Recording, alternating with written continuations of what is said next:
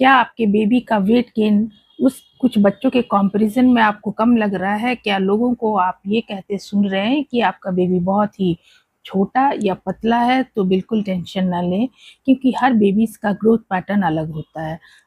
आज हम बात करेंगे बेबीज़ के हेल्दी वेट गेन के बारे में।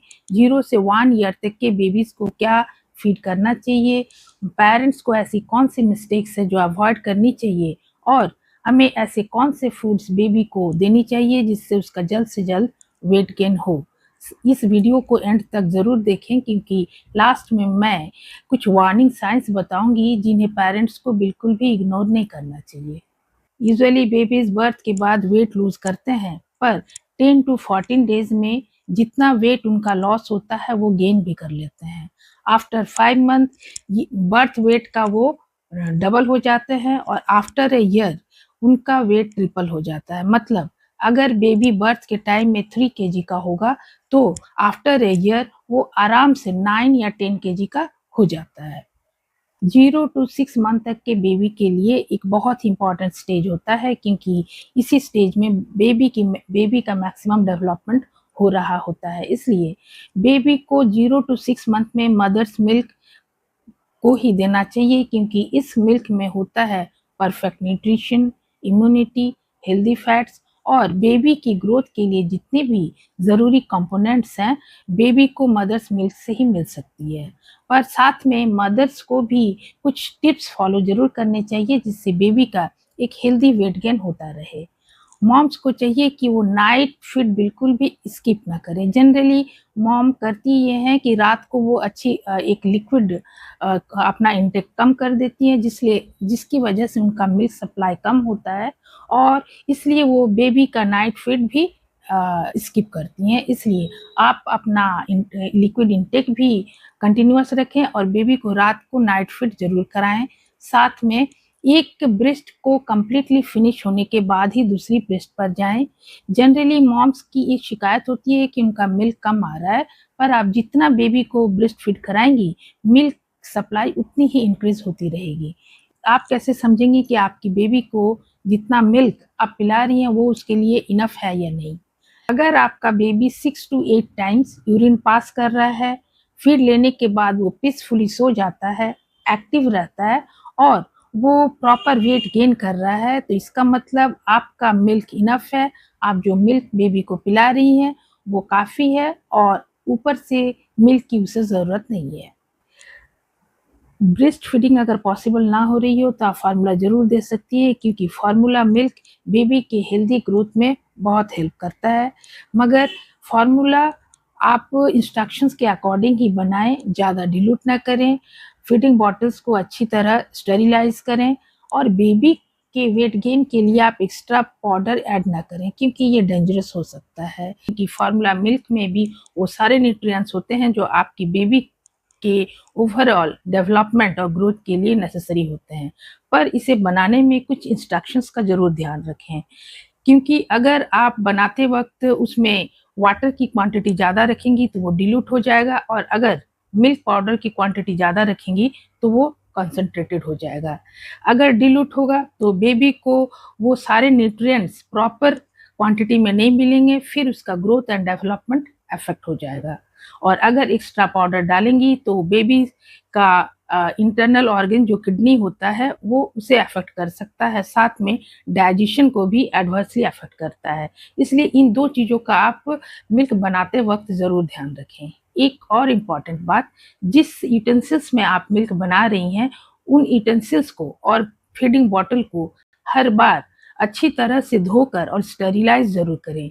इतना ध्यान रखने के बाद आप फार्मूला मिल्क अपने बेबी को दे सकती हैं, और इसमें कोई गिल्ट फील ना करें। बेबी के ग्रोथ और स्लीप में क्या कनेक्शन होता है? इनफैक्ट बेबी के ग्रोथ में जितना कंट्रीब्यूशन फीड का होता है उससे कहीं ज़्यादा स्लीप का होता है, क्योंकि जब बेबी फीड लेकर के पीसफुली सो रहा होता है उस वक्त उसके अंदर सबसे ज़्यादा ग्रोथ और डेवलपमेंट का प्रोसेस होता है। इसलिए अगर आपका बेबी फुल फीड लेकर के पीसफुली सो रहा है और सोकर उठने के बाद वो एक्टिव है, तो आप समझ लीजिए आपके बेबी का ग्रोथ बहुत अच्छा हो रहा है। बेबी जब आपका 6 मंथ का हो जाता है, तब आप उसे सिर्फ मिल्क फीड नहीं करा सकती, क्योंकि मिल्क वो सभी न्यूट्रिएंट्स प्रोवाइड नहीं करता है जो उसे अब ज़रूरत है। उस सारे न्यूट्रिएंट्स को फुलफिल करने के लिए आपको extra food in the form of solid ज़रूर देने पड़ेंगे। इसमें सबसे पहला आ जाता है बनाना, क्योंकि ये एक एनर्जी रिच और इजीली डाइजेस्टिबल है और इसका टेस्ट भी बेबी को बहुत पसंद आएगा। नेक्स्ट हो जाती है खिचड़ी, जो इससे आप अगर गीला और पतली खिचड़ी विथ घी बेबी को देते हैं तो बेबी को एनर्जेटिक रखेगा, प्लस उससे प्रोटीन भी प्रोवाइड करेगा। फिर आप दे सकती हैं होममेड सेरेलैक, एक ऑप्शन होता है जिसे आप रोस्टेड ग्रेन्स और ड्राई फ्रूट्स के साथ बनता है और ये बहुत सारे न्यूट्रिएंट्स एक साथ प्रोवाइड करेगा। सीजनल फ्रूट्स आपको देना चाहिए, क्योंकि बेबी को बहुत सारे टेस्ट उसमें वो डेवलप करेगा और बहुत सारे न्यूट्रिएंट्स उसके बॉडी में in the form of minerals and vitamin उसे मिलने लगेंगे। पेरेंट्स जब देखते हैं उनके बेबी का हेल्दी वेट गेन ना हो रहा हो, तो वो कुछ मिस्टेक्स करते हैं, जैसे बेबी को फोर्सफुली फीड कराना चाहते हैं, पर बेबी को फोर्सफुली बिल्कुल भी फीड ना कराएं। ये आपके बेबी को हेल्दी वेट में हेल्प करने की बजाय उसे नुकसान करने लगता है। दूसरी मिस्टेक वो ऐसा करते हैं, जब बेबी को बिस्किट्स या जैगरी फूड्स देना चाहते हैं, वो सोचते हैं कि बेबी ये सब चीज़ हमारा बहुत चाव से खाता है और ये खाने से बेबी का वेट गेन हो सकता है। पर आप तो जानते हैं कि जितने भी पैकेट फूड्स हैं वो बड़ों को भी नहीं लेनी चाहिए, तो बच्चे के लिए तो बिल्कुल भी सही नहीं है। सो प्लीज़ आप इस तरह के फूड्स बेबीज़ को बिल्कुल ना दें। नेक्स्ट मिस्टेक वो ऐसा भी करते हैं कि जल्द से जल्द काव मिल्क स्टार्ट कर देते हैं, पर काव मिल्क भी उसके लिए बिल्कुल भी सही नहीं है, क्योंकि अगर आप सबसे पहले मदर्स ब्रेस्ट मिल्क आपको फीड कराना है, अदरवाइज उसे फार्मूला मिल्क कराएं। काव मिल्क तो उसे बिल्कुल ही नहीं कराना, क्योंकि ये 1 साल से पहले बिल्कुल भी एडवाइजेबल नहीं है। नेक्स्ट मिस्टेक वो ऐसा करते हैं, जब वो ब्लाइंडली दूसरों के एडवाइस फॉलो करते हैं।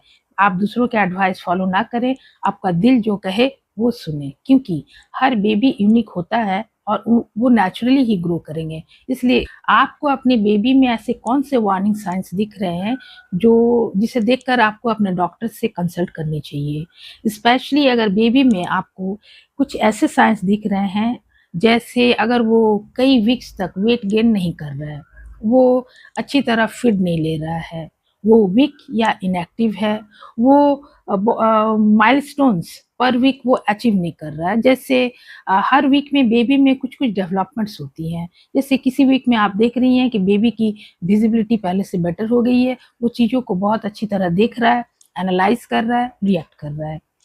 किसी वीक में आपको दिखेगा वो अपने हाथों को अपने मुंह की तरफ ले जा रहा है, कभी वो अपने हेड को लिफ्ट करता है। इस तरह के माइलस्टोन्स बेबी को वीक पर वीक देखने को मिलती है। अगर ये माइलस्टोन्स आपको देखने को नहीं मिल रहे हैं, उसे कभी-कभी वोमिटिंग हो जाती है और उसमें और भी डेवलपमेंट्स के साइंस आपको नॉर्मल नहीं दिख रहे हैं, तो आप अपने डॉक्टर से ज़रूर कंसल्ट करें और इसे जल्द से जल्द रिज़ॉल्व करें।